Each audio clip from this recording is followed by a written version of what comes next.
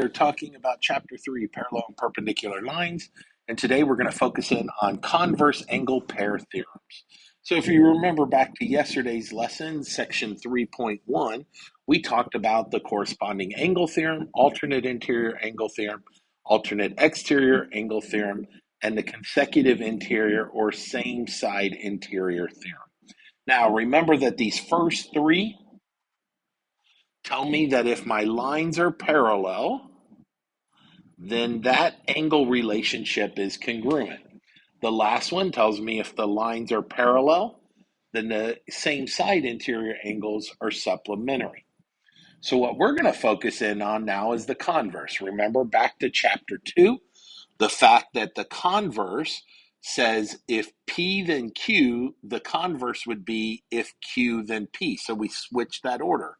So what the converse corresponding angle theorem, converse alternate interior angle theorem, converse alternate exterior angle theorem all say is, if I know the angles are congruent, so if the angle relationships give me congruent angles, then I know that the lines are going to be parallel. Okay, so here's what we're going to do with these different converse theorems and the originals.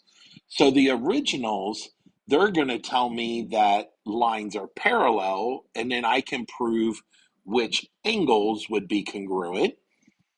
On the converse, we're going to be given angles congruent or supplementary, and we're going to work backwards to prove that the lines are parallel.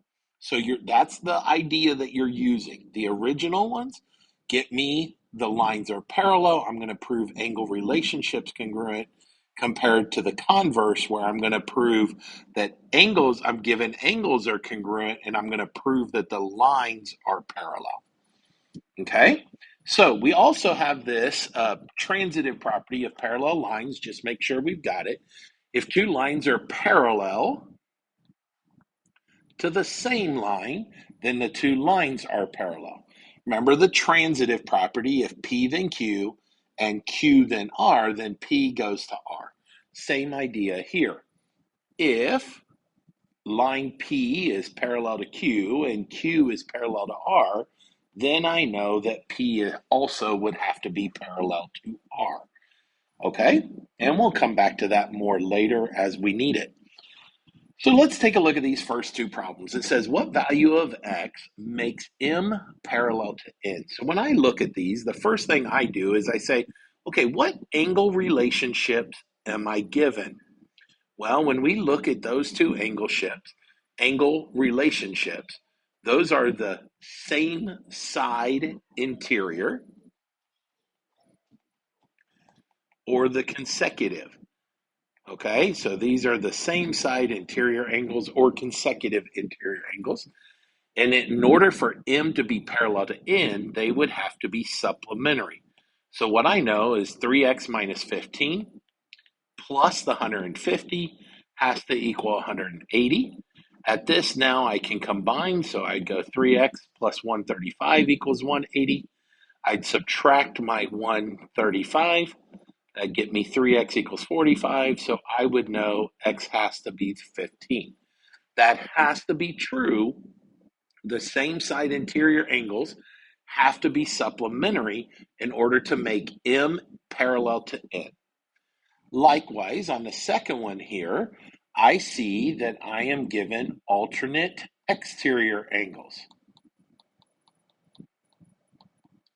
So this one, in order for M to be parallel to N, then my alternate exterior angles have to be congruent.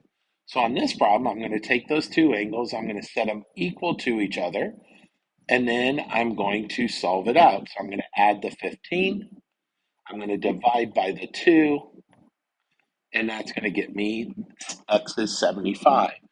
X equals 75 has to be the value of x that would make those two alternate exterior angles congruent. Therefore, M would have to be parallel to N. Okay, let's continue on. So which lines would be parallel if, and I've given you different angles. So what we're going to do is we have to look at these relationships and we have to determine which angles am I given, and with that situation, what lines would be parallel and what would be the transversal. So when I look here, the first thing I do is I find my angles. I have angle 1 and angle 8. When I look at those are alternate exterior angles. So when I know they're alternate exterior angles, then since those are going to be equal to each other, that would tell me that L is going to be parallel to M. The transversal would be A, because that is cutting L and M into two intersections. Okay, let's take a look at the second one here. Angle 12 and angle 4. Now, angle 12 and angle 4 are corresponding angles. So when we look here, that would be A and B are parallel, and the transversal would be A and B, the transversal would be L. Okay, if we take a look at another one here, we have angle 7 and angle 13. So angle 7, angle 13, those are same side interiors, or you could say consecutive interiors, and they're adding to 180. So that means that A would have to be parallel to B, and this time the transversal would have to be letter M, the line M there. The last one that we're going to look at is we have angle 10 and angle 15. Well, if you look at that relationship, they are alternate interiors. So the two lines that would be parallel would be L is parallel to M, and that would be a transversal of B. Okay, so that's how we take those apart to see which lines would be parallel and which ones would be the transversal for each of those. All right, like I said, we're going to be throwing in some proofs, so let's give this one a shot. Here's what I know. I know angle 1 and angle 3 are supplementary, and I want to prove M is parallel to N. Okay, so let's go and step through this process. So the first thing I know is I know angle 1 and angle 3 are supplementary. That is going to be given. So my next statement is I'm going to say measure of angle 1 plus the measure of angle 3, that's going to equal 180 degrees. And that is through my definition of supplementary angles. All right. The next thing I need to do is I look at this diagram and what else am I given in it? Well, I'm given this angle 2, so I'm guessing I'm going to have to use this somehow. So if I look, is there any relationship between 2 and 3 or 1 and 2? Well, there is one. I know 2 and 3 are same side, but since I don't know M is parallel to N yet, I really can't use that. But there is another relationship. Angle 1 and angle 2 are vertical angles. And what tells me that? Well, that's the definition of vertical angles. Well, once I know that, then I also know that angle 1 is congruent to angle 2. Again, definition of vertical angles. So now what I can do is I can substitute in. So I'm going to start off and I'm going to say, well, the measure of angle 1 is equal to the measure of angle 2. That's by our definition of congruence.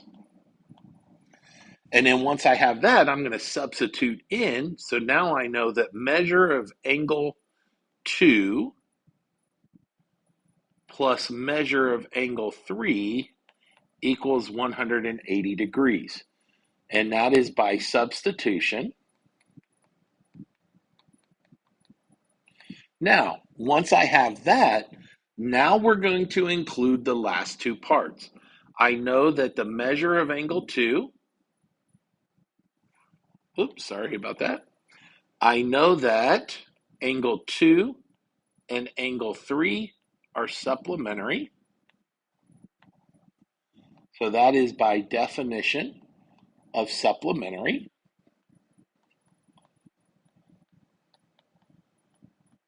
I also know that once we're here, I know that angle 2 and angle 3 are same side interior angles. And that is by the definition of same side interior angles. Now that I know that, I know they're supplementary, I know they're the same side, so therefore what I know is I know that M has to be parallel to N.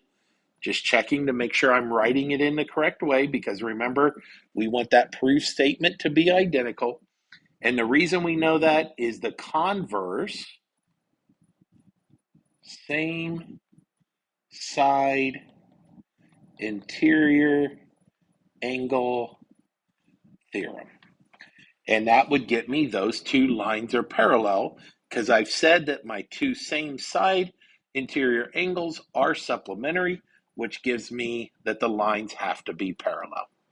And that's how we use that process of those converse theorems to prove lines parallel.